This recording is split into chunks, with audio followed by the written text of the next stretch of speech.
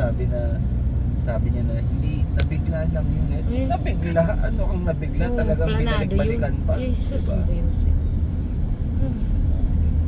Dapat yung mga ganyan, bigyan ng chance. Anong bigyan ng Kakasukan, chance? sakit sa tiyan. Oo. Yung mga ganyang pinaggagawa nila dyan. Kaya sabi ko, pare ka pa, tapos ganyan. Kaya ako ayoko nung ganun pare. Yung, diba? Huwag ka sumali huwag kang ano sa politika. Oo. Sermon ka kung ano lang yung nasa Biblia. Kaya okay, di ako Yung religious. hindi, Iglesia ni Cristo. Okay. Bilib pa nga ako sa kanila eh. At least sila pag diba yung sila yung prayer rally, ang dami nila. Oo. Diba, ganun lang, diba, hindi sila gugulo. Sabi ko, okay yun. Tapos tulong-tulong sila yung kumbaga sama-sama. Hindi sila nagko-comment ng kung ano-ano. Sabi na kakayanan yung pagiging Katoliko. Biglang magko-comment yung ganun pare. Kakainis eh. Paano bigyan ng nakita mo ilang beses. Tapos ginawa pa, in-scam pa yung asawa, diba? Yung nag-scam pa ng pamilya na nanghingi pa ng pera. Patay na yung asawa, patay na yung oo. diba? Oo, yung isa, yung binaril na. Grabe, diba? Tapos na ginamit pa nilang yun. Oo, naghingi ng 5,000. Oo, tapos pinanggamit pang hold up pa yung tapos bibigyan mo ng chance yan, talaga? Kaya, sobra na. kawawa talaga yung nawawalan din eh.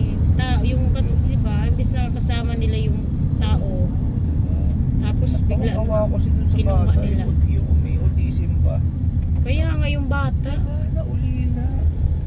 Tapos ang tanda pa nung ng nanay. Oo, diba? Kawawa talaga.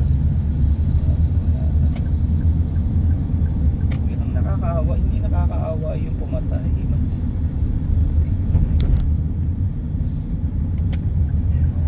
Hindi daw sinasadya. Sus Marius, planado niya yun.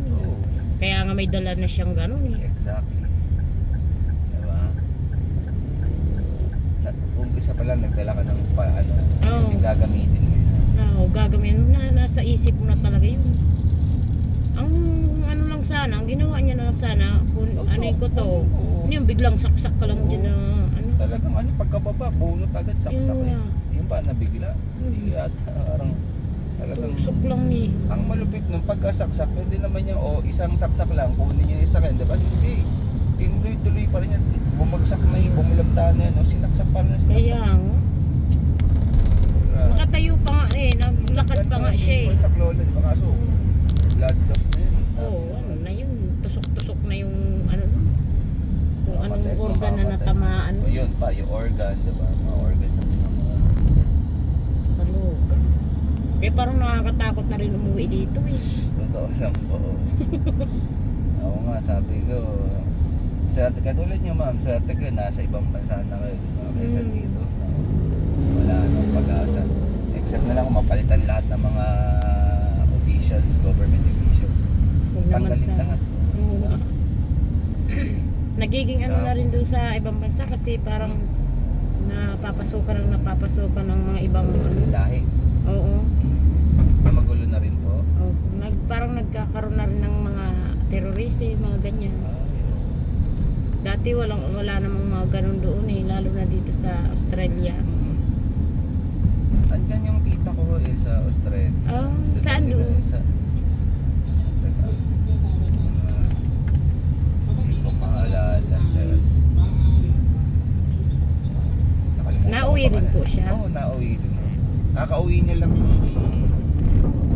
February. February. Matagal na rin sila doon na talaga pati yung mga anak niya. Pero mas okay pa rin doon kaysa dito talaga. Oo naman, no. Naku, dito. Ang lang talaga, sabi yung asawa ng pinsan ng misis ko, sabi, doon ang laki sa Australia. Sabi niya, na-amaze daw siya dito kasi bawat kanto may mall. Tapos ang ganda daw ng mall natin. Kasi pinasyal namin sa MOA. Sa Evia, sabi Oo, niya. "Ang sa Evia ganda maganda ng- rin Ang ganda, sabi niya. Ang ganda ng, sa Rockwell. Sabi niya, ang ganda ng mall niyo. Doon sa amin, ang pangit daw, sabi niya. Oo. Sabi niya, kaya Wala daw- lang, boring Oo, lang. boring na daw. Kaya ang gagawin daw